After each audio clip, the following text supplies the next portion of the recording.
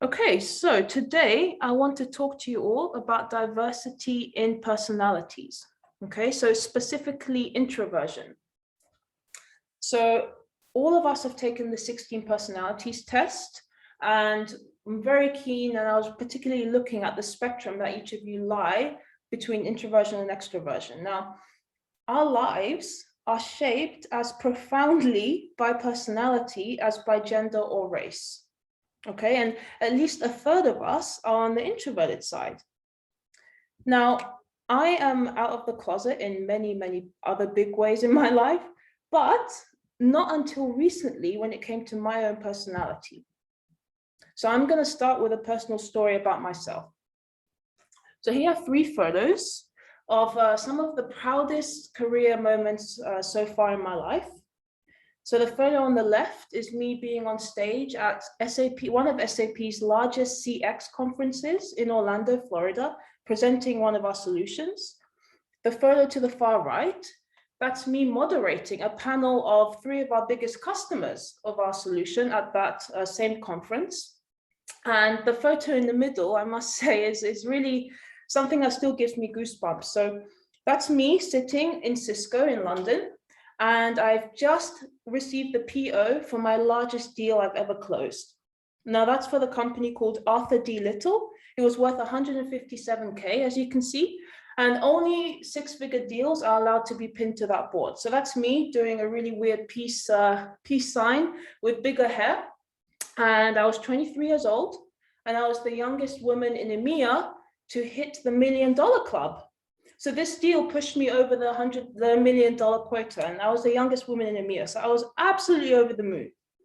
And this is just looking at my sales career from the ages of 23 to 25, these 3 photos. Now, what I did just now, talking about my successes, it does not come naturally to me. Yeah, so for me to self-proclaim some of my proudest career moments to you, it really makes me uncomfortable. Why? Well, my personality type, it's actually more introverted than extroverted.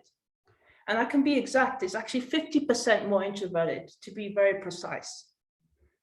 Now, using myself as an example, that introversion has not hindered my success. Upon recent reflection, I've come to see that actually it has helped my success. And that's why today I want to raise awareness about this whole introversion topic and dispel some of the myths that I keep hearing time and time again. So what are the myths? So thinking about society today, somehow we make room for only a remarkably narrow range of personality types. Yeah, we're told that to be great is to be bold, to be happy is to be sociable, for example. And we see ourselves, especially in I would say the UK and the US, we see ourselves as a nation of extroverts. So, which means that we have actually lost sight of who we really are. Remember I said at the beginning, a third of us are actually more introverted than extroverted. And why is that? Well, we live in a value system called the extrovert ideal. That's the belief that the ideal self is this gregarious, alpha, always comfortable in the spotlight type of person. And introversion, along with its cousins of shyness, maybe sensitivity, is now somehow a second-class personality trait. It's somehow even seen as a disappointment. And unfortunately, introverts in the closet or living under this extrovert ideal, they're like women in a male-dominated world, discounted because of a trait that goes to the core of who they really are. But we make a grave mistake to embrace the extrovert ideal so unthinkingly.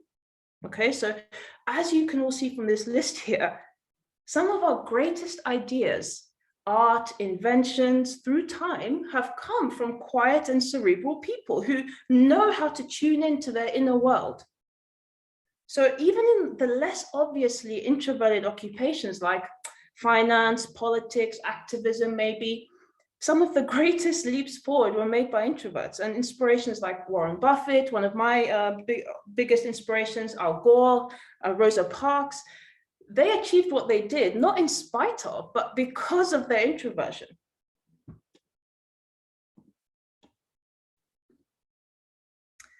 And the extrovert ideal has penetrated some of the biggest and most important institutions of our everyday life, okay?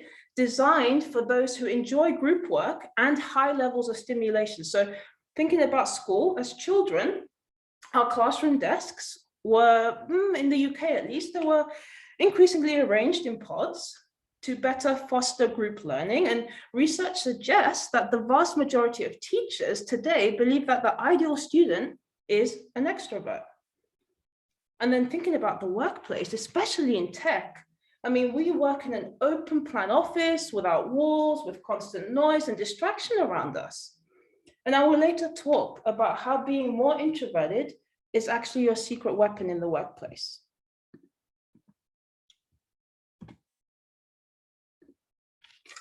Now, what do I actually mean when I say introvert? Well, the official definition by researchers and psychologists today is extroversion or introversion is about how a person responds to external stimulation. That's it. So it's not about character traits associated with that.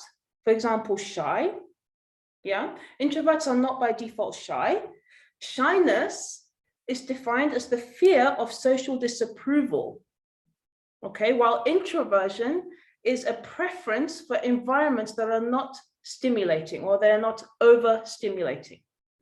Huge distinction there. And that's one of the biggest myths I hear time and time again. One reason that people confuse the two is because, of course, they do sometimes overlap. Now, psychologists have recently mapped 4 quadrants of personality types, and you can see that here below. 4 quadrants, okay?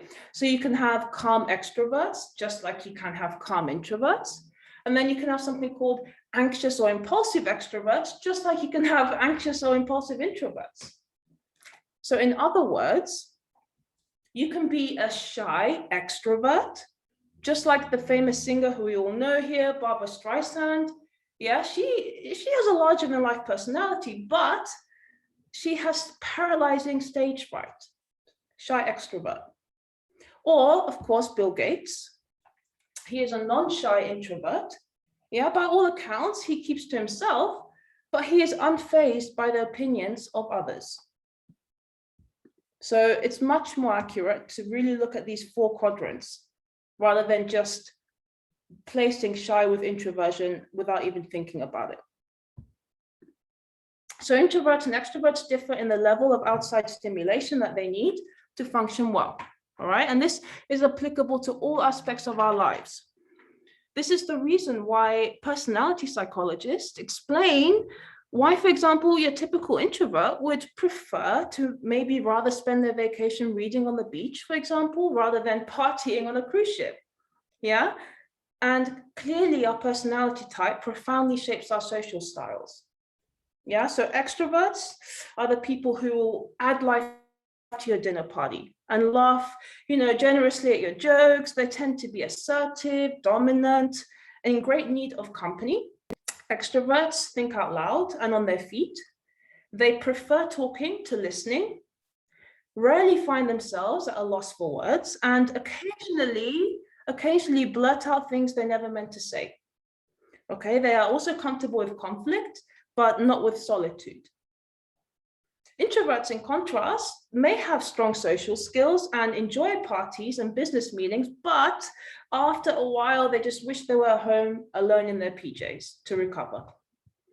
They prefer instead to devote their social energies on a one-on-one basis.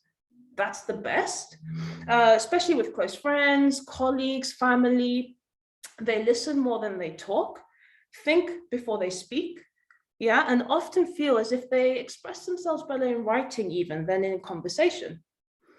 They tend to dislike conflict, and many have a horror of small talk.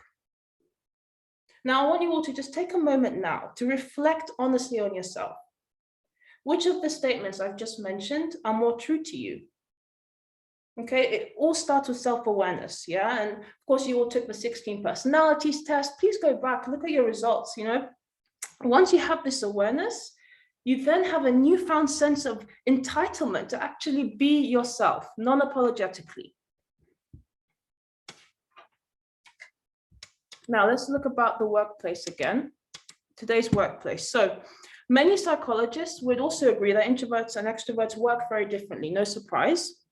Extroverts tend to tackle assignments quickly, making fast, sometimes rash decisions, and they're comfortable multitasking and risk-taking. Introverts, however, often work more slowly and deliberately. They like to focus on one task at a time and can have really mighty powers of concentration, what I like to call deep work.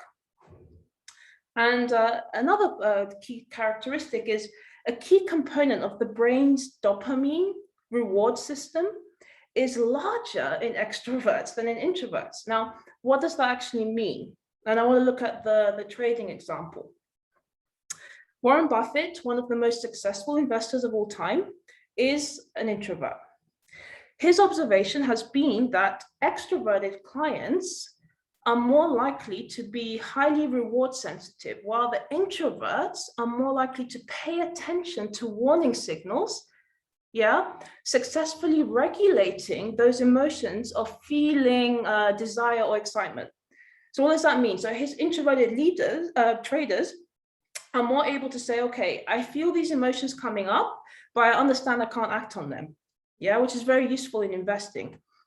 So they are much more better at making a plan and they can be disciplined with it. Now, thinking about a sales example, where introverts often outperform extroverts, even on social tasks that require persistence. Now, there's a master professor called Adam Grant, a management professor called Adam Grant. He also did leadership studies, and he conducted many of these studies for sales departments in the US. And one of these departments included a call center. So he looked at the personality traits of effective call center employees. Now, he predicted that the extroverts would be the better employees. But it turned out that there was zero correlation between extroversion and cold calling prowess, none.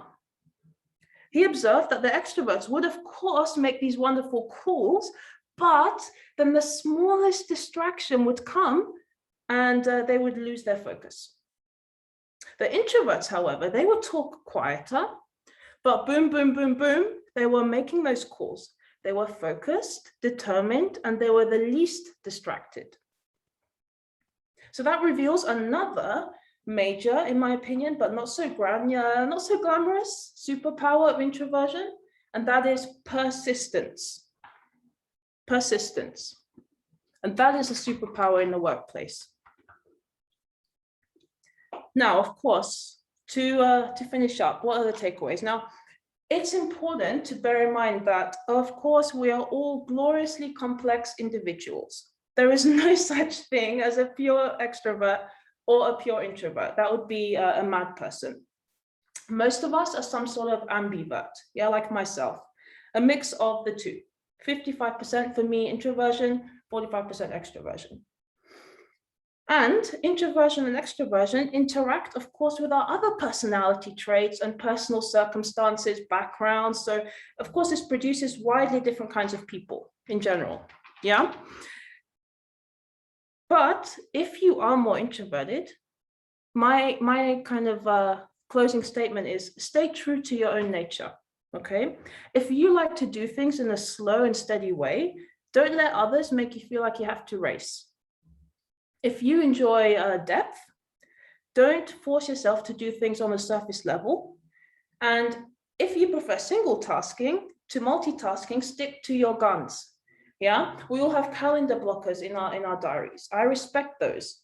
If you need an hour or 2 hours of uninterrupted work, I respect that. So that it all starts with knowing yourself. And that way we can show respect to those around us and not be judgmental. And remember, being more introverted, you have the power of persistence, the power of listening, the tenacity to solve complex problems, and you are able to avoid pitfalls that others trip up on. And one of my favorite things that I learned is that there is a zero correlation between being the best talker and having the best ideas. Zero.